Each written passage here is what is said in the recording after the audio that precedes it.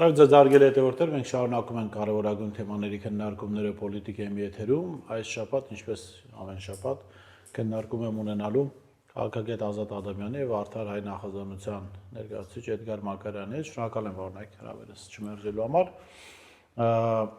Մենք վական, այսպես մեծ շարք ենք արդեն անցել քննարկումների եւ եկանք հասանք մի կետի, որտեղ պիտի արդեն քննարկենք գործող իշխանության հետ կապված որոշ հարցեր, ինչու, որովհետեւ վաղ շաբաթում վերջերս տեղ ունեցան ընտրություններ թիմ եւ չնայած այն հանգամանքին, որ գրեթե բոլոր սոցհարցումները ցույց էին տալիս, որ քաղաքացիական պայմանագիրը չունի հանրային լայն աջակցություն եւ դա իրականում այդպես է, իշխանությունները կարողացան ոչ իհարկե 50+, բայց 48% հավաքել եւ քաղաքային իշխանությունները պահել իրենց ձեռքում։ Եվ սա առիթ հանդիսացավ, որպեսզի հանրության մեջ էլի քննարկումներ սկսվեն, թե ինչպես ազատվել Նիկոլ Փաշինյանից, ասում են, սահմանադրական ճանապարհը չի, ընտրություններով հնարավոր չի, պետք է փողոց դուրս գալ, մյուս մասը ասում է 10 անգամ փողոց դուրս եկել են, չի ստացվել, մի մասը ասում է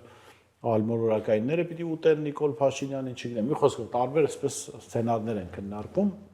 եւ մենք ձեզ հետ հասանք այդտեղ, որ մենք էլ պիտի դա քննարկենք այս ֆորմատում։ Ինչպես ազատվել Նիկոլ Փաշինյանից, որն է ճանապարհը ազատ։ Ուրեմն քաղաքականությունը պետք է ունենա քաղաքագիտական հենք։ Հիմա մենք Թուրքիայից կարող ենք Արևմտյան Հայաստանը պահանջել։ Իհարկե չենք կարող ենք, բայց տվացող չի լինի։ Հետևանքներն էլ ծանր կլինեն։ Կարող է ինչ հետևանք ունենալ։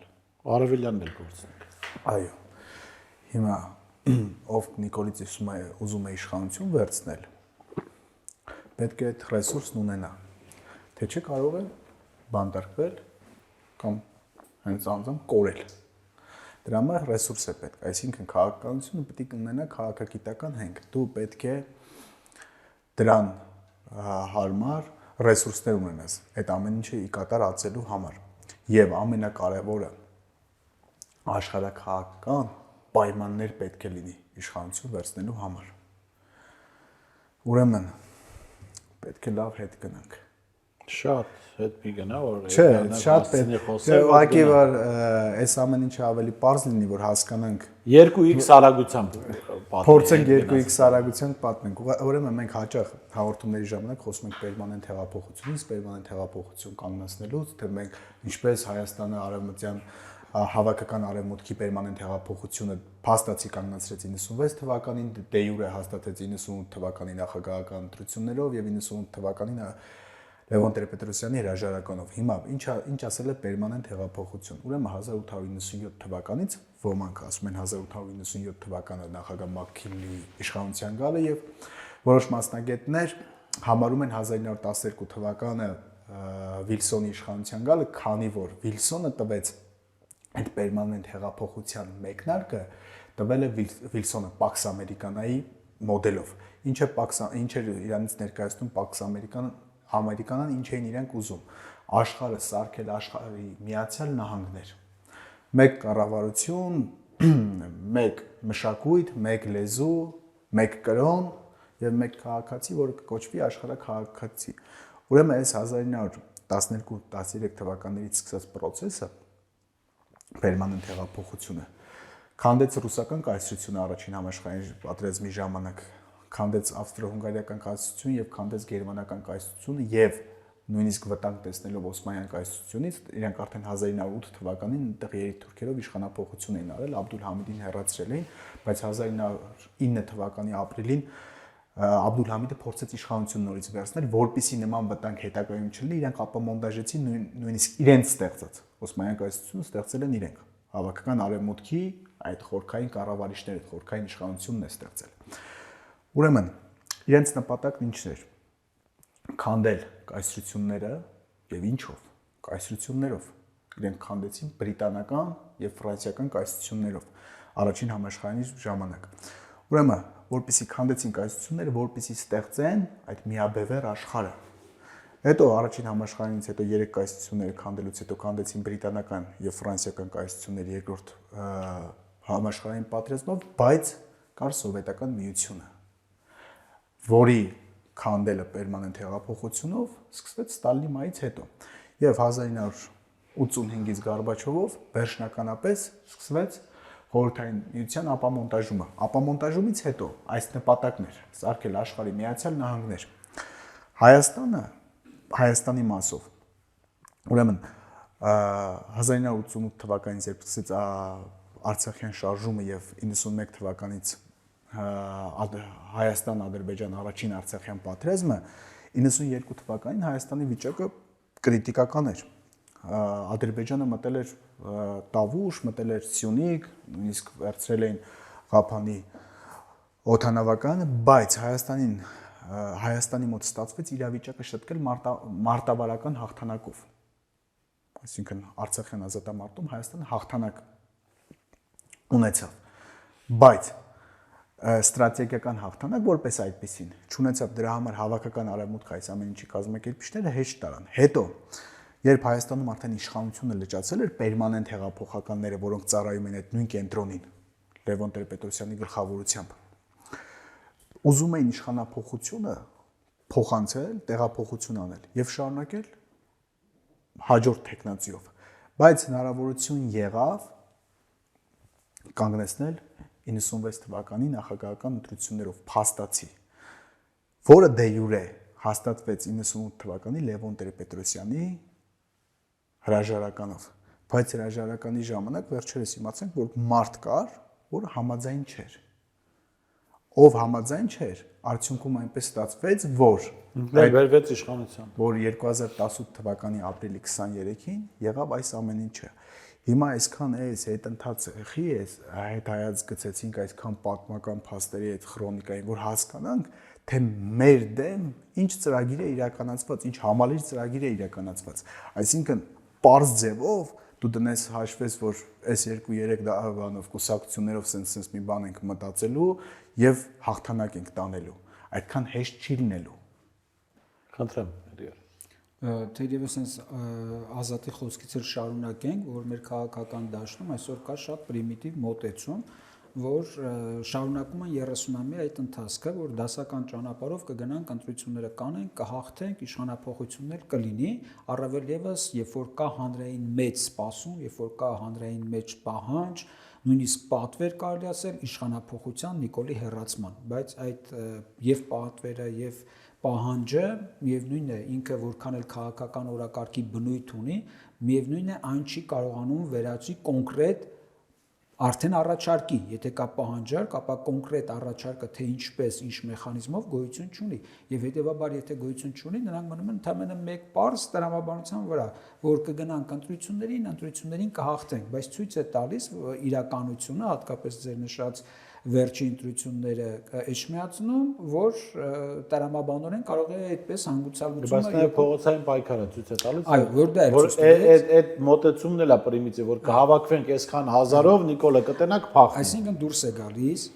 եւ հավաքվելու խնդիրը, եւ այդպես առասպելական իմպիչմենթի խնդիրը, եւ նաեւ ընտրությունների այս տարբերակը, եթե չկա համակարգային մոտեցում, կարող է շատ հեշտ ձևով իջիկ դառնալ։ Այդ առումով պետք է ասենք, որ այդ միագիծ կամ միակայլ կոմբինացիան գնում ենք, հաղթում ենք, չի աշխատելու, որովհետև իշխանությունը ունի ռեսուրսներ, իշխանությունը ունի հազար ու մի հնարքներով ընտրությունները կեղծելու մեխանիզմներ, որոնց դու չես կարող առնել, իշխանությունը ունի արևմտյան հովանավորներ, որոնք ինչ խախտում էլ անես վերջում իրենց այսպես դաբրոն են տալու, որ դու այսպես քաղաքակիրթ, բաց, թափանցիկ, ազատություն, այո, եւ ամենակարևորը, որ այս ընտրությունների հաշվարկների մեջ պետք է նաեւ հաշվի առնել, որ դեռ մնում է մոլդովական տարբերակը, այսինքն սփյուռքն օգտագործելու մեխանիզմը, որի հանդեպ վերահսկողությունը կարծում եմ Հայաստանի Հանրապետության քաղաքական ուժերի համար շատ թույլ է լինելու, ինչպես վերահսկեն, որ ենթադրենք նույն եվրոպական, ամերիկյան մայրցամաքում կամ այլ տարբեր երկրներում ընտրություններին մասնակցող մեր սփյուռքահայերի ձայները այնտեղից միանգամից նկարված չեն գալ։ Այսինքն եթե մենք գումարենք, ենթադրենք 200,000 սփյուռք, եթե դրանք գումարենք մոտ 200,000 վարչական ռեսուրս, որ կարող են զինվորականներ, ոստիկաններ, մարզպետարաններ, գյուղապետարաններ, ինչպես նաև ամբողջ կառավարության համակարգը օգտագործվի, ուսուցիչներ, պոլիկլինիկաներ, մանկապարտեզներ, դա 200,000-ն անցնելու է։ Եվ բնական աջակցությունը Եվ եթե դրան էլ գումարեն որոշակի աղանդավորական կազմակերպություններ, որոշակի ՀԿ-ներ, որոնք 20-30 տարի սնվում են արևմտյան, այսպես ասած, փողերով եւ այլ, եւ վերջին հաշվով ծառայում են արևմտյան պատվերներ իրականացնելուն, Ինչ գումարենք դրան նույնպես այդ լրացվող ցուցակները, որտեղ ամեն տան վրա արհեստական գնացվող մարդիկ են լինում, նրանք նույնպես չի հաշվարկներ կան, թե ամբողջ հանրապետության մակարդակով մասշտաբով ինչքան տեղամասերում, ինչքան մարդ կա, այդ ամբողջը թվաբանությամբ մատմեդելավորումով կարելի է հաշվարկել։ Ել Աստված գիտի, գուցե հենց այդ թվաբանների մեջ էլ, ցուցակների մեջ էլ մի քանի հազար կամ մի քանի տասնյակ հազար ադրբեջանցիներ հայախոսում, որ արդեն երկար տարիներ Ադրբեջանը սովորեցնում է հայերեն խոսել, որոնք մասնակցում էին նաև 20 թվականի պատերազմին, հայերեն իմանալով ներգրավում էին, ներմուծվում էին հայկական խմբերի մեջ եւ մասնակցում։ Իսկ եթե այս ցուցակները գումարեն, կարող է տեսնենք, որ այդ 650,000 պահանջված թիվը անցնելու է, որտեղ պարզ երևում է, որ ազգաբնակության 50%-ից ավելը չի մասնակցում ընտրություններին։ Եթե 50% երկրտեղ 2.6 միլիոն ընտրողներ կան Հայաստանում, 2.6 միլիոնի կեսը 1.3 միլիոն, եթե 1.3 միլիոնից նրանք այդ 650,000-ն արդեն ըստ թվաբանության, ըստ մոդելավորման, արհեստական բանականության կողմից հաշվարկելի ձևով ներկայացվում են, նշանակում է ուղղակի այդ մի կոմբինացիոն քայլը, որ կգնանք կհաղթենք, կարող է եւ հանկարծ։ Բայց ինչ պետք է անել։ Ուրեմն այստեղ ինչպես միշտ անընդհատ նշում ենք, պետք է քաղաքական մեծ կոնսոլիդացիա եւ համազգային մեծ համաժողովրդական մեծ մոբիլիզացիա, բայց որտեղ է խնդիրը։ Մենք տեսնում ենք, որ այն քաղաքական դեմքերը ովքեր կան, ընդհանրապես Հայաստանի վատը, որն որ 30 տարիների ընթացքում ամեն ինչ արվեց, որպեսզի քաղաքական դաշտը պղծվի։ Mən ներողություն, քան որ կոնսոլիդացիայի մասին խոսեցիր, եւ Ազատի նախորդ խոսքից ես մի դրվագ անեմ, որ թվում էր թե պերմանենտ հեղափոխությունը 98-ին կանգնացրել են, չէ, ինչ որ մարդիկ կամ մեկը այլ մարդկանց համաձայնությամբ։ Բայց ներողություն, մի բան է, սա կարևոր է ասեմ։ Կանգնեցնելուց հետո մի հատ ակտ եղավ հոկտեմբերի 27-ը, բայց ոչինչ չփոխվեց։ Դրանից հետո 2008 թվականին Արևմուտքը մեր նկատմամբ մարտավարական հաջողություն գրանցեց, հաղթանակ, որը 2018 թվականի ապրիլի 23-ին դարձավ ստրատեգիական հաղթանակ։ Ինչ է ուզում գալ, որ երբ որ մենք խոսում ենք կոնսոլիդացիայից, պիտի արդյոք ներառել բոլոր ուժերին, որովհետև 98-ին էլ կազմակերպիչներին թվաց թե իրենք կոնսոլիդացրել են, բայց պարզվեց, որ Տեր-Պետրոսյանի քաղաքական ժառանգորդը եւս կա ներդրված իրենց շարքերում, որը պիտի հետո ռազմավարական հաղթանակ ապահովեր արևմուտքին։ Հիմա այս ոնց որ նախորդ մեր փորձառությունը հաշվի առնելով ինչպիսի կոնսոլիդացիա։ Պարզ է այն կոնսոլիդացիայի մասին է խոսքը, որ չի կարող արևմուտքի պերմանենտ հեղափոխությանը մասնակից մարդը կամ մեր դեմ տարված հոգևոր մշակութային կամ տեղեկատվական հոգեբանական պատերազմի մասնակիցը չի կարող լինել այդ կոնսոլիդացիայի մեջ։ Եվ ամենակարևորը հենց ձեր հարցադրումը, ոնց որ ասած, կանխազգաց իմասելիքը, որովհետև ես հենց այդ տրամաբանությամբ եմ զարգացնում, որ այն բոլոր խաղացողները, ովքեր այս 30 տարվա մեջ այդ քաղաքական դաշտը պղծվում է անընդհատ, այսինքն միշտ արհեստական մարդիկ են բուծվում որպես քաղաքական լիդերներ, քաղաքական գործիչներ, հետո դրանք փչացվում են, հետո հաջորդը, այսինքն ամբողջ դաշտը, որտեղ հնարավոր էր, որ առողջ բան ծնվի, այնպես է ապականված, որ առողջ բան չծնվի, եւ այդ համատարած ապականության մեջ ընդհանրապես 1-2-3 հոգի, որ կարող են հանդես գալ իրական ընդդիմադիրի կամ իրական մարդկանց, ովքեր ջատագովն են այս պայքարի առաջամարտիկը լինելու։ Այսինքն, եթե այս համատեքստում են նայում, այո, այդ քաղաքական կոնսոլիդացիան տեղի չի ունենում, արդյունքում համաժողովրդական մոբիլիզացիան էլ տեղի չի ունենում։ Հետևաբար, այս բսկտված իրականությունը, որ մենք որպես սկզբունք այս չարիքի դեմ պայքարելու բերում ենք հետևյալ այդ կտակարանյան խոսքը, որ ինքն իր մեջ բաժանված պետությունը կավերվի, քաղաքը կկործանվի, տունն էլ կանգուն չի մնա, հենց սրա մասին է խոսքը, որ ինքն իր մեջ բաժանված այս քաղաքական համակարգը 30 տարվա մեջ այնքան է բսկտվել, վերջի 7-5 տարվա մեջ էլ առավել եւս վարակված է համընդհանուր բոլորի դեմ ատելությամբ, այսինքն ամեն քայլափոխի ինքը տրոհվելու, բաժանվելու, հակասությունների մեջ մտնելու, ինքն իր դեմ պայքարելու ձևաչափի մեջ, որ այդտեղ այդ կոնսոլիդացիան այո, կարծես թե հնարավոր չի եւ տեղի չի էլ ունենում։ Հետևաբար այդ դեպքում ինչ է մնում։ կամ մի տարբերակ, որի վրա աշխատում ենք, որի շուրջ մտածում ենք, որը գուցե այդ քաղաքական մեծ ծանոթ հայտնի դեպքերով եւ այլն դրանցից դուրս հասարակական համընդհանուր մեծ դաշինքի ձևավորման շուրջ կարելի է այսօր Դա քաղաքագիտության մեջ կոչվում է ժամանակից բխող բնական դաշինք։ Այո, մենք հենց դրա մասին ենք խոսում, այսինքն նայեք, կոնկրետացնենք, հա, կա Չարիքի համակարգը, որը կոնկրետ անում է Հայաստանի Հանրապետության թուրքացման։ Կա քաղաքական դաշտը իր այս ինչպես է ապականված համակարգով, որը այդ համընդհանուր կոնսոլիդացիան չի կարողանում ապահովել, առավել եւս հանրային պահանջը, սոցիալական այդ պատվերը, քաղաքական այդ օրակարգը չի կարող բերել կոնկրետ առաջարկի։ Հետևաբար մնում է այդ ասած բնական դաշնակցության գործընթացը, որը պետք է տեղի ունենալ սոցիալ հասարակական։ Լավ, բնական դաշնակցության մասին հասկացանք։ Դա կարող է սկզբնական շրջանում կարող է լինել փոքր խումբ, ինչու։ Այո, նախաձեռնող խումբն է, այո, դա։ Չէ, ինչ եմ ասում փոքր խումբ, որովհետև մեծ խմբի համար դեռ այդպիսի աշխատանք չի տարվել, որ հասարակության լայն շերտեր հասկանան կամ ընդունեն կամ ցանկանան մասնակից դառնալ։ Փոքր խումբը միավորվեց, մենք կարող ենք տարբեր փորձառություններ հաշվի առնել, թե փոքր խմբերի միավորում ինչի է բերել, երբ չի եղել այդ գաղափարների տակ դրված կապիտալ։ Ու այսօր երբ որ մենք նայում ենք հայկական իրականությանը, Հայաստանի կապիտալը 99%-ով որևէ կապ չունի ազգային օրակարգի հետ։ Այդ ոնց է կանելու։ Այսինքն լավ, միավորվեցիք։ Ուրեմն խելացի մարդկանց ակումբ լավագույն դեպքում դա կարող է լինել, որը հավաքում է, խոսում են, ծրագրեր են քննարկում, բայց դա լայն մասաներին չի էլ հասնելու, որովհետև չկա այն կապիտալը, չկա այն նյութական ռեսուրսը, որը պիտի սպասարկի այդ գաղափարի իրագործմանը։ Ուրեմն խնդիրը գիտեք ինչումն է։ Հայաստանի բյուջեն չգիտեմ ինչքան է, մոտ 3 միլիարդ դոլար, ճիշտ է։ Հիմա արդեն ավել է։ Լավ, պայմանական 5 միլիարդ դոլար է։ Եթե որևէ խմբի, ձեր ասած, որևէ խմբի տակ նույնիսկ նես 5 միլիարդ դոլար, ինքը փողով այդ խնդիրը չի կարող լուծել։ Քանի որ մեր դեմ հավաքական արևմուտքն է իր խորքային պետությունով եւ խորքային կառավարիչներով։ Այսինքն դու պետք է ֆինանսական կապիտալը այստեղ շատ չնչին հարց է լուծելու։ Տեխնիկական մի քանի հիմնական հարցը ֆինանսական կապիտալը չի կարող լուծել, որովհետեւ խնդիրը ել ավելի բարդ է։ Ազատ, այ ֆինանսական կապիտալ ասված ինչի մասին է դες։ Նյութական նրա մասին չի որ դու պետք է գնաս գաղափարակիցներ առնելու։ Բայց հասկանում եմ տեխնիկա է, հիմա նայ, այն ինչ որ դուք խոսում եք, դա լսում է 5000 մարդ եւ լսում է 100,000 մարդ։ Տարբերություն կա, չէ՞։ Էական տարբերություն կա, որովհետեւ 100,000 մարդը ավելի շատ էներգիա է կուտակելու։ Եվ երկրորդը նաեւ նման գաղափարներ առաջ տանող մարդիկ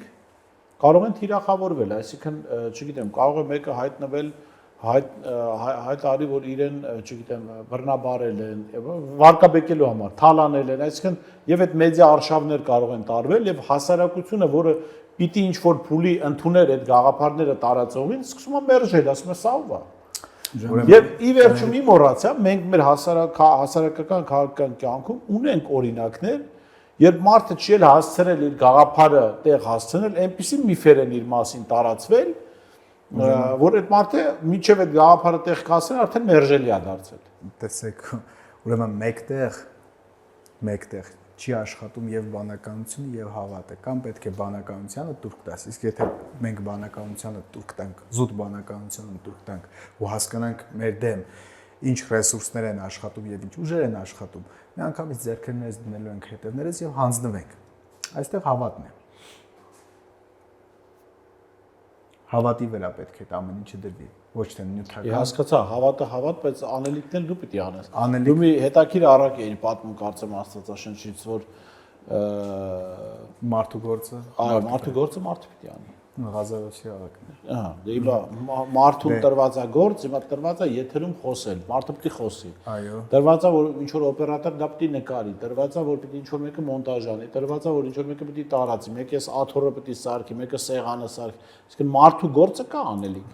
Դե հիմա նստած ենք եւ խոսում ենք Հիմա արված ենք։ տեսեք, այնի որ բարձրացնում եք այո ֆինանսական հարցը, դա կարևոր հարցերից մեկն է, դրա համար էլ կարելի մի առանձին հաղորդում նվիրել, թե ինչու հայկական կապիտալը հայերի կապիտալը չի վերածվում հայկական ազգային կապիտալի ազգային խնդիրներ լուծելու համար, եւ նույնն այս պարագայում, եթե խնդիր ենք դնում այո համաժողովրդական մոբիլիզացիայի եւ համապետական մեծ փոփոխությունների համար, անշուշտ նույնպես այդտեղ մեծ ռեսուրսներ են պետք, բայց այո Ազատը շատ ճիշտ է ասում, ինչքան էլ ռեսուրսները մեծ լինեն, դիմացի համակարգը իր աշխարհաքաղաքական ուժերով միասին տասնապատիկ, հազարապատիկ անգամներ ավելի մեծ ռեսուրսներ ունի։ Այո, հետեւաբար այստեղ ֆինանսականը չէ, այստեղ խնդիրը ոնց անել, որ այդ մոբիլիզացիան կազմակերպելու համապարփակ, համակարգային մեխանիզմը մշակել եւ այս առումով մենք բերում ենք երկրորդ սկզբունքը պայքարելու, ինչպես ասացինք, եթե առաջի սկզբունքը ինքն իր մեջ բաժան երկիրը կանգուն չի մնա, ապա երկրորդ սկզբունքը մենք շատ հստակ բանաձևել ենք, որ Բերլինի գրավումից ավելի հանճարեղ պլանից ավելի հանճարեղ պլան է։ Այսինքն այստեղ առաջնայինը այդ նախագծի արկայությունն է։ Ձեր ասում եք ուղեղային կենտրոն, մենք ելն ենք սկզբից խոսում փոքր այն սոցիալական միավորի ովքեր գալիս են նման հանճարեղ պլան մշակելու։ Եթե չկա հանճարեղ պլան, ազատ ասած ուզում ես 5 միլիարդ դոլար դիր, ում տակն ուզում ես դիր, չի կարանալու, որովհետև 5 միլիարդին այսպես ասած կչախեն 15 միլիարդ։ Ուրեմն եկանք նրան, երբ Բերլինի գրավումի հանճարեղ պլանից ավելի հանճարեղ հենց պլանը լինի, կգտնվեն այն մնացած հիմա առաջնային պետք է այս ինտելեկտուալ շերտի, ովքեր հասկանում են, ովքեր չկան այս քաղաքական կոնկրետ կուսակցությունների, նրանց ընտրությունների եւ այլի մեջ, այլ բան է որ համակրում է, կարող է ձայն տա, խնդիրն այդտեղ չէ, բայց այդ process-ից դուրս նոր սոցիալ-հասարակական գործընթաց, մոբիլիզացիոն գործընթացը նախաձեռնելու եւ այն կազմակերպելու խնդիրը դրվի։ Այդպիսի խնդիր այսօր Հայաստանում չկա դրված։ Հայաստանում կա թե որ կուսակցությանն է համադրում, կամ որ լիդերին է համակրում կամ որ լիդերի հետևից գնաց ընդհանրապես այսպիսի հարցադրումներ դες, բայց սոցիալ-հասարակական մեծ զանգվածներին համախմբելու խնդիր չկա, որպիսի այս խնդիրը դրվի եւ նոր առաջարկ ձևավորվի։ Հիմա կա Բերլինի գրավումից հանճարեղ պլանից հանճարեղ պլան։ Եթե լինի, այս պայդրությամբ եթե լիներ, իմացեք արդեն մեծ գործընթաց տեղի կունենար, բայց մեր անընդհատ որոնումներն էլ այդ է եւ մեր անընդհատ խնդիրն էլ հենց դա գտնելու եւ ձևակերպելու մեջ է։ Իդեպ դա կարելի է սկսել ամենանախնական եւ առաջնային։ Բայց հիմա տեսեք, քաղաքական process-ները իրենցից ենթադրում են քաղաքական տեխնոլոգիաներ։ Հավատ, ես դրա մասին չեմ, բայց մենք կարող ենք մի բանի հավատալ, բայց որպեսզի ուրիշները եւս դրան մասնակից լինեն, չի կարելի, չէ, 100 տարի սպասել, մինչև ժողովրդի մեծամասնությունը կհավատա։ Պետք է ժողովրդին ներգրավել, իսկ ոնց է ճանապարհ ցույց ոնց է ներգրավում։ Հիմա լավ, պարզ բան ասեմ, ինչի եմ ես ասում, որ նյութական կապիտալը կարևոր է, դերակատարումը կարևոր է, որովհետև հիմա ասենք արևմուտքը այսպես 5 մատի նման պատկերացնում է Հայաստանի հասարակական տրամադրվածությունները, ինչ թեմաներ են հուզում մարդկանց, որ ուղղությամբ պետքա սեղմել, որտեղ պիտի ցավացնել, որտեղ պիտի գովաբանել, որտեղ պիտի, չգիտեմ, այսինչ բանը առաջարկել, հա, իսկ այդ ամեն ինչը, այդ նույն այդ ձեր ասած մոդելավորումը, հա, մաթեմատիկական, դրանք արվում են խորքային շատ լուրջ ուսումնասիրությունների տվյալների հիման վրա։ Հիմա լավ դուք կարող եք նախ լավ պլան գրելու համար էլի պիտի այդ ուսումնասիրություններն ունենալ, եւ եթե անգամ լավ պլան գրված է, էլի պիտի ուսումնասիրություններ ունենալ, թե ինչպես պիտի այդ լավ պլանը կյանքի կոչել։ Ահա ես մենակ այս դրվագում, որ ես ասացի, այս դրվագների վերաբերյալ կապիտալը էական դերակատարում ունի։ Կապիտալը ոչ մեկ չի ժխտում, կապիտալի էական դերակատարում եւ պետք է ունենա եւ պետք է ներգրավի եւ հակառակ հիմնական, չէ, հիմնականը գաղափարն է իհարկե, որովհետեւ եթե մենք ասենք կապիտալը հիմնականն է, ուրեմն նշանակում մենք էլ ենք ծառայում կապիտալին։ Ուրեմն խոսքը սրա մասին է, գաղափարին պիտի ծառայի կապիտալը։ Հիմա գաղափարից, հիմա մեր համար գաղափարից ավելի կարեւոր է այդ ծրագիրը թե ոնց հասնես գաղափարին, էսա կարևոր։ Իսկ եթե այդ ծրագիրը լինի, ոնց որ ճիշտ է, եւ ծրագիրը եւ գաղափարը Բերլինի գրավումի հանճարեղ պլանից հանճարեղ պլանի լինի։ Այդ ժամանակ հասկացա այդ հանճարեղ պլանը օթիս չի կարող գնել։ Դե հիմա մեր խնդիրը ինչ որտեղ է ծնվելու։ Այդ մարդիկ, ովքեր հենց միտված են դրան, միտված են այս անգամ էլի եմ ասում սոցիալ հասարակական կյանքում այդ առաջարկը իջացնելու։ Հիմա նայեք, այս առումով որն է կարևոր խնդիրը առաջարկի։ Նայեք, ամբողջ 30 տարիների կտրվածքով, առավել եւս 5 տարիների կտրվածքով, քեմալական կոնկրետ 5 տարիների կտրվածքով պայքարը գնում էր մերժելու տրամաբանությամբ։ Իրանք էլ եկան մերժելու տրամաբանության, իրանցից առաջներն են գալի մերժելու տրամաբանությամբ։ Այսօրվա ընտրություններն էլ ձեր նշած գնվում էր մերժելու տրամաբանությամբ։ Սա մենք համարում ենք, որ որքան էլ ինքը իր տրամաբանության մեջ ճիշտ է, բայց միևնույն է, բացասական վեկտորի մեջ է եւ այդ բացասական վեկտորը իրեն դրական արդյունքը չի ապահովում։ Եվ հետեւաբար մենք ասում ենք, որտեղ է հանունի գաղափարը, որը իր մեջ նաև կրելով մերժելու տրամաբանությունը, բայց ունի ավելի բարձր վեկտոր, դրական վեկտոր, որը գնում է հանունի։ Եվ մենք հիմա այստեղ նորից գալիս ենք այն մեր ասած տրամաբանությանը, որտեղ արդեն հանունը գալիս է կոնկրետ նպատակ, եւ մենք, ինչպես ասում ենք, ազգային ազատագրական, հայրենատիրական արդարապայքարի մեջ բերում ենք հանուն արդարության համաժողովրդական հաղթանակի տրամաբանությունը, որտեղ կա եւ հանունը, որտեղ կա եւ արդարությունը, ինչպես ասում ենք, արդարությունը իր բոլոր մակարդակներում, սոցիալ հասարակական մակարդակում, այս չարիքի դեմ հաղթանակի մակարդակում, արտաքին ուժերի դեմ, գլոբալիստական ուժերի դեմ, ընդհանուր մինչև բաբելոն համակարգի դեմ հաղթանակի, որտեղ եթե մենք ասում ենք հայքն են եւ հայքի ժառանգներն են, ապա արդարության հաղթանակը անշուշտ իր գագաթնակետը ունի որպես բաբելոնի դեմ հաղթանակ։ Հայքի ժառանգի առաքելությունն է բաբելոնի դեմ։ Նաև ասում ենք, չէ, համաժողովրդականությունը հենց այն է, ինչը պետք է ապահովի այդ մոբիլիզացիան, այսինքն դա դառնա ժողովրդի մոբիլիզացիայի կարևոր խթանը եւ ամենակարևորը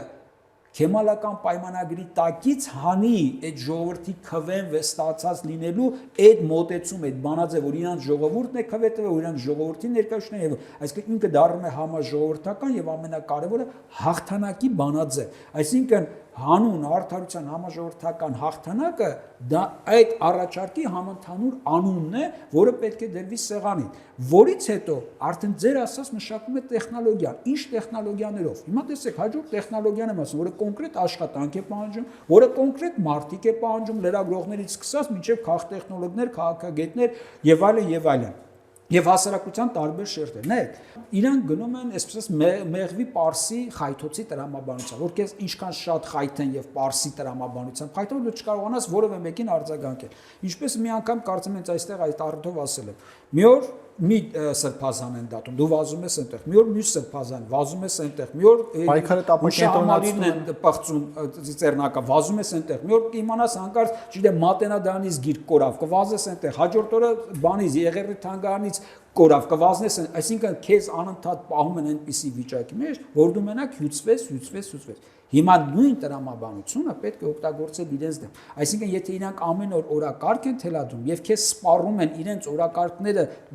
սպասարկելու համար, հիմա դու ինքդ պետք է օրակարգեր թելադրես եւ առաջնային օրակարգերից մեկը հենց թիրախավորես լիդերին, որպեսզի իրանք սկսեն անընդհատ այդ պարսի դեմ պայքարել։ Հիմա մենք առաջարկում ենք, իսկ կոմպետենտության հանձնախումբ կարող են ձևավորել։ Արդեն տեսեք քաղաքականության խնդիր չեն, սոցիալ հասարակական խնդիր են դնում։ Կոմպետենտության այդ մարդու այս 7 տարվա մեջ հոգեբանական նկարագրի գնահատական եղել է պրոֆեսիոնալ, կրկնում եմ պրոֆեսիոնալ։ Հոգեբաններ նստել են, այսինքն դու մի ամբողջական շեր հանում ես դուրս մարդկանց, մասնագետների, որոնք նստում են եւ գրում են, թե այս մարդը որպես հոգեբանական տիպ, նորմալ տիպ է, թե նորմալ տիպ չի։ Երկրորդը հոգեբուժական, ախտաբանական նման եզրակացությունս պրոֆեսիոնալ, թե չէ։ Եվ ինչն է ստես, դա որ միայն հասարակության մեջ հոգեբուժներին ես ներգրավել, նաև սփյուռքյան հայերին կարած ներգրավես այդ պրոֆեսիոյի։ Երրորդը իրավասահմանադրական գնահատական տվել են, այս մարդու վրա հազարավոր չասենք, տասնյակ գործեր կա դատախազություն տրված, որոնք ընթաց չեն ստացել, բայց հանրությունը ամբողջական այդ ցուցակը եւ ամբողջական այդ գործընթացը ունի, թե չէ։ Այդ գործընթացի մեջ դու կարողացել ես ներգրավել քննիչների, որոնք գործազուրկ են կամ գործը չեն ուզում աշխատեն իշխանության ներքո։ Բերնես այդպիսի մեծ հանրային դաշտում դա լուսաբանելու, դա քննարկելու եւ այսպես ասած շակերտոսած համաժողովրդական դատարանի ներկայացնելու։ Բայց եթե դու այդ գործընթացն անում ես, տեսեք թե ինչպիսի մոբիլիզացիան գործընթաց է լինում եւ մասնագիտական եւ ժողովրդի ուշադրության եւ մյուս կողմից պարսի առումով իրանց անընդհատ հարվածել, որ իրանք անընդհատ պաշտպանվեն։ Երրորդը ռազմաքաղաքական։ Այդ ռազմաքաղաքական առումով Արցախի պարտություն, Արցախը հանձնել,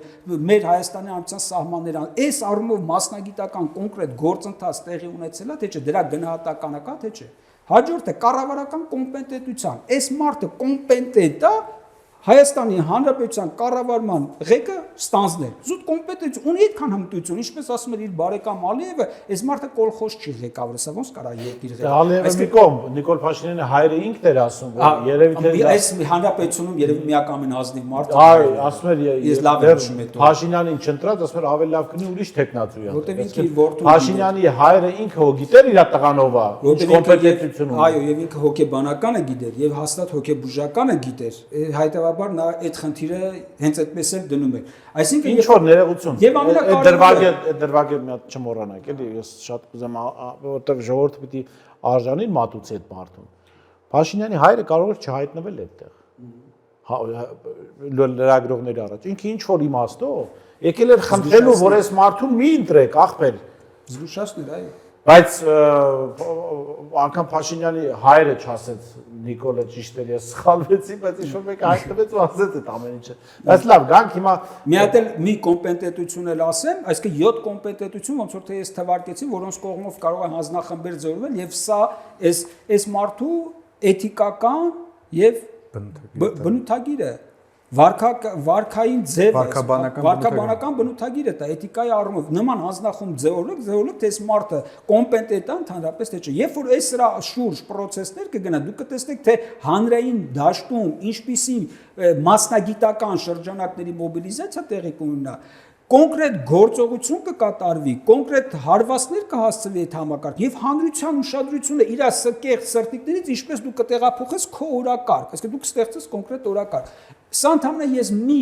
ասպեկտն ասեմ, ընդհանրապես մեկ հանձնախումբ իր տարբեր ոլորտներով, հա, որը գործընթաց է։ Իսկ հաջորդը ասեմ, ես ավելի մեծ, ավելի լայն ընդգրկուն։ Ես որ շատ դեպքերում ասում եմ, որ մենք պարտվել ենք 26 թվականին այսօր, հիմնվելով բացի այն ինչ որ թվարկեցի արտաքին ուժեր, կապիտալ, թուրքական եւ այլն, ամենակարևորը այս մեր ողբերգությունը կայանում է նրան, որ այս մարդը, այս ամեն ողբերգությունը ցավը պատճառելով մեզ միակ համակարգն է, որ տալիս է ապագայի տեսլական։ Այդ ապագայի տեսլականն ասում են 4-րդ հանրապետության թուրքական պետություն է, ասում են որ դա Բաբելոնն է, ասաղ ասում են, բայց ալտերնատիվը չկա։ Ուրեմն հայոց ազգը բազմազարամյա իր գոյության ընթացքում չի կարողանում այսօր Բաբելոնյան ծրագրին այլընտրանք ծրագիր առաջարկել, իսկ ուրեմն ինչ է նշանակում, պետք է ջախջախել 4-րդ հանրապետության բոլոր թեզերը։ Եթե վերցնեք իր 14 կետերի մեջ, սկսած թե հայրենիքը պետություն է, չգիտեմ, Կերոխումի այդ համակարգը, որ ինքը ռեստորանային համակարգը ստեղծել է,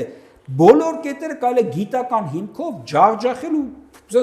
հոդս ցնդացնել։ Այդ ուղղությամբ համակարգային աշխատանք կա թե չկա։ Հիմա եթե դուք դնեք այդ թեզերը համակարգային աշխատանքի միջոցով ջախջախեք, տեսեք հասարակական մակարդակում ձեր ասած ուղեղային որոշակի կենտրոններ, ուղեղային բան ունեցող պոտենցիալ մարկանց ինչպիսի համախմբում կանեք։ Էլ չեմ ասում ամենակարևորը լրագրողական ամբողջ համայնքը, որը իր դեպ վերջի օրերին բավականին ակտիվացել է եւ կարծես թե ցույց է տալիս դիմադրության լավ օջախներ, ինչպես կարելի է իրենց բոլորին մեկ ամբողջական համակարգի մեջ նպատակային համակարգված աշխատանքի բերել։ Այս առումով մեծ հսկայական գործ կանելու։ Եթե շարունակենք այդպիսի հա թիրախային ինչպիսի ծրագրեր, մենք կտեսնենք, որ այո սոցիալ հասարակական կյանքի մոբիլիզացիա հնարավոր անել, բայց այդտեղ պետք է առաջին այո ինտելեկտուալ շրջանակին ներգրավել, հաջորդը արդեն այդ գործընթացները, որոնք կդառնան կոնկրետ քաղաքական օրակարգեր եւ կդառնան հանրության ուշադրության, ապա դա կարող է մեր մոբիլիզացիայի։ Այդ դեպքում դա կարա պոտենցիալ ունենա տրանսֆորմացվելու, այսինքն նյութականացվելու, կապիտալիզացվելու որպես քաղաքական կապիտալ, որպես քաղաքական։ Խնդրեմ ազատ եւ ամփոփենք։ Ուրեմն ավելացնելու բան։ Այ, նաեւ մեր առաջ նոր խնդիր կա։ Ուրեմն հավաքական արևմուտքում շատերն են նկատել, որ որպես այդպեսին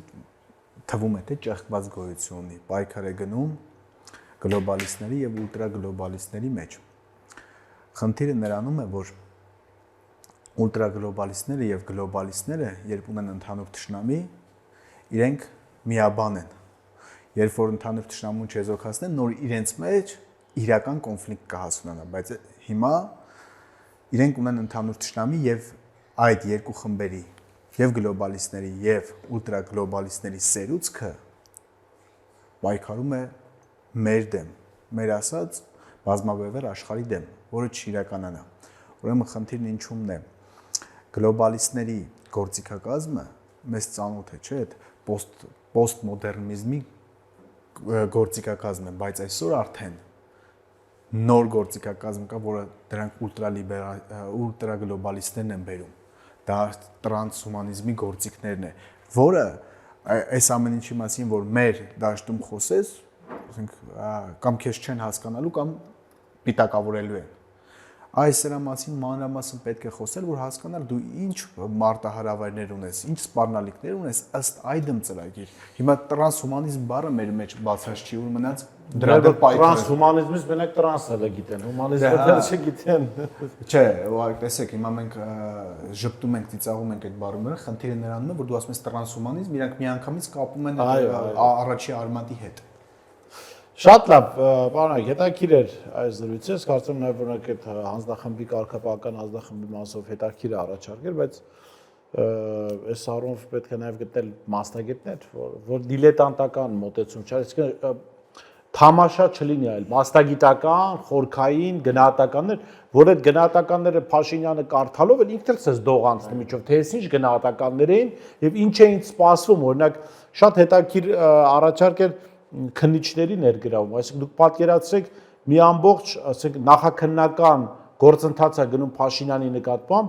ոչ փաշինյանական իրավապահների կողմից, այսինքն մարդիկ հասարակական հիմունքների վրա նախաքննություն են իրականացնում, դեռևս եղած հրապարակային փաստերի, հարցազրույցների հիման վրա, վերջում բերում են ժողովրդական դատարանին են հանձնում այն քրեական գործը, որը պիտի հիմնավորի, որ Փաշինյանը SSS հանցագործությունները գործել է, ու այդտեղ կա նաև ժողովրդական դատախազ, որը պիտի պաշտպանի ժողովրդի անունից այդ մեղադրանքը Նիկոլ Փաշինյանը, ես կարծում եմ, եթե սա օրինակ մենակ այս դրվագը որ արվի, մի քանի ամիս առնվազն մեդիա ուշադրությունը, հանրային ուշադրությունը կթեքվի դեպի այդ կողմ, բայց դա էլի այստեղ գալիս ենք կապիտալի հարցին, որովհետև մենք որակյալ նախկին դատախազ, որակյալ քննիչ, որակյալ մասնագետներ, հա, դատավոր ներգրավելու համար մենք պետք է ունենանք նյութական միջոցներ, նախ իրենց աշխատանքը գնահատելու, որտեղ դա կներեք աշխատանք է։ Մեկ եւ երկրորդը նաեւ նրանց ու նրանց ընտանիքի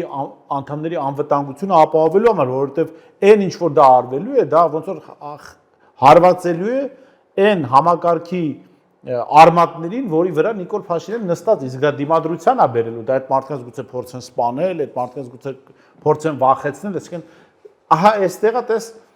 կար գաղափար, եղավ դու առաջարկեցիր ծրագիր անելիքների ու առաջացավ կապիտալի հարցը, թե ոնց պիտի լուծել։ Ես դրան եմ ուզում գայ, նե կապիտալը ովքեր ունենան բիզնես մտածող մարդիկ են։ Բիզնես մտածող մարդը ինչ ասում է, ինչի մեջ եմ ես փողը դնում, արդյունքում իսկ ժամանակ հետո ինչ եմ ստանալու։ Երբ որ դու չես գալիս այս շղթան, ինքը փող չի դնում, ինքը չի հասկանում ինչի համար պետք է տա։ Պրոստը քո ծախսելու համար չի տալի, բայց երբ որ ծրագիրը տալիս ես, այդ դեպքում ինքը տենում է արդյունքներ։ Այո, այդտեղ հիմա գանք, հա, եթե մի փոքր երկարացնենք մեր զրույցը, հաղթելու հաջորդ մակարդակը։ Մենք արդյոք գույքագրել ենք, թե ինչ հիմքերի վրա է այսօր ինքը նստած, ինչն է իրան պահում։ Արտաքին ուժերն ասեցինք, այո, իրենց ամբողջ համակարգով, ներքին ռեսուրսը, իրենց ինչպես ասեցինք աղանդավորները, իրենց հեռուստատեսությունները, իրենց այդ ֆեյքերի ֆաբրիկան, իրավապահ մարմինները, իրենց քննչականով, ոստիկանությունով եւ այլն։ Բայց մենք եկանք նորից կապիտալը։ Եթե մենք այս գործընթացն անում ենք, բայց չէ՞ որ այդ քննչական մարմիններում նույն ոստիկանությունում, նույն ԱԱՑ-ը, որ այսօր ընդամենը բլոգերների բռնելու համար է աշխատում, այսինքն ինքը վերածվել է ամբողջական պետական համակարգը թուրք, ադրբեջանական, դիվերսիոն եւ ահաբեկչական խմբի եւ այդ ահաբեկչական խումբը ամբողջ ԱԱՑ, ոստիկանություն, քննչական դատախազություն օգտագործում է իր տերորիզմը, իր ահաբեկությունը, իր սեփական ժողովրդի հանդեպ կիրառելու։ Հիմա այդտեղ աշխատող ոչ քննիչները, ոչ ոստիկանները համաձայն չեն դրան, բայց ուղղակի իրանք համակարգի մեջ են աշխատում են։ Էով ասում, եթե ձեր ասած կապիտալի արդյունքում եւ այս ամենի գործընթացներն ձեռնարկելու արդյունքում դու ինքդ չես ասում բոլոր նրանք ովքեր կմիանան այս գործընթացին դու պետք է առնվազն այդ մարդկանց կարողանաս այո ֆինանսավորել եւ ֆինանսավորել, որպեսզի այդ պլատֆորմները, որ կան, այդ ինչի վրա ինքը հիմնվում է, այդ պլատֆորմները, որպեսզի իր տակից թուլանա։ Եվ մյուս կողմից սա ասեմ եւ ամփոփենք շատ մի բան էլ ես մյուս կողմից այդ առաջարկին միացողները ձևավորելու են ապագա արդար պետության իրավապահ համակարգը, որտեղ իրենք կյանքով են ապացուցելու դա։ որ X վտանգավոր պահի, երբ կար երկընտրանք հարմարավետության ռիսկի հանուն ազգային նպատակի են գալիս, ինչին են գալիս, բնական էլիտան ոնց է ձևավորվում, հենց այդ կերպ, որ հիմնական իրենք ոչ թե դրել են նյութի վրա, որ հնարավորությունն են հարմարավետ եւ ավելի լավ նյութական պայմանները, բայց իրենք գնացել են այս ճանապարհով, նույնիսկ զոհաբերության ճանապարհով են գնացել։ Սա է բնական էլիտան։ Իսկ բնական էլիտայի գործը որն է, երբ ապազգային իշխանությունը կամ ապազգային էլիտան իշխանությունը վերցնում է, դա դասական մոտեցում է, որ բնական էլիտան ձեր առաջարկն ինչ է, ստվերային կառավարություն ձևավորի։ Եվ մի բան էլ ավելացնեմ, նայեք, ուրեմն Նիկոլի այդ հիստերիա առաջացնող արձագանքը որոշ ուժերի նկատմամբ պատճառն ինչ է, որովհետև ինքը նայելով այդ ուժերին, ճանաչելով այդ ուժերին, ինքը մտածում է, որ իրենք 4-րդ հանրապետության հետ համաձայն են, ուղղակի ուզում են իրենք իշխեն 4-րդ հանրապետության մեջ։ Նիկոլը խնդիր է ունենալու այն ժամանակ, եթե ծնվեն իրական հայկական Հայաստան կերտողներ։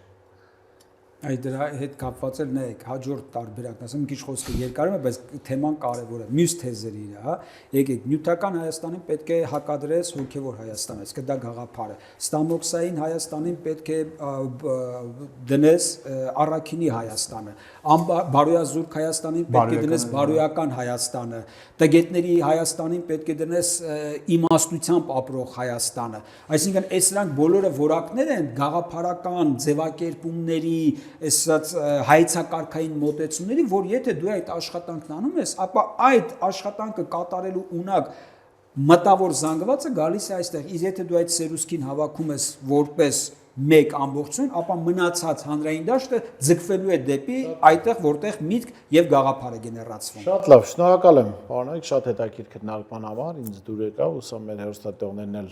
դուր կգա։ Հաճախ ես փորձում եմ մի փոքր վերնագրերի հետ իհարկե բովանդակությունը չկտրելով խաղ անել, որպեսզի այսպես հանրային ուշադրությունը շեղեմ մեր քննարկման վրա, որտեղ այո, ցավոք սրտի նու միշտ է լրագրության մեջ վերնագիր է էական դերակատարում ունեցել, հիմա ընդհանրապես վերնագրերի դար է եւ ես վերջերս Facebook-անի մեջի բան այսպես անալիտիկան էի նայում եւ հետաքրքիր պատկեր բացվեց աստորեն դու կարող ես մարդկանց վրա ազդել միայն լուսանկարով եւ առաջին տողով որովհետև մեծ մասը 3 վայրկյան է նայում այդ հրապարակում, այսինքն դու ինչ լուսանկար դրեցիր եւ ինչ առաջին տող գրեցիր, մարդը ֆիքսվելու է եւ դա իր ենթագիտակցության մեջ մնալու է։ Շնորհակալ եմ, պարոնակ, հետաքրքիր քննարկման համար։ Ես չստեմ այս ֆորմատում մենք քննարկում էինք ինչպես ազատվել օրվա իշխանությունից կամ թափես ինչպիսի փոփոխություններ բերել եւ ինչ ճանապարհով հակագետ Ազատ Ադամյանի եւ Արդար Հայ նախաձեռնության ներկայացուցիչ Էդգար Մակարյանի հետ ցտեսություն կհանդիպենք։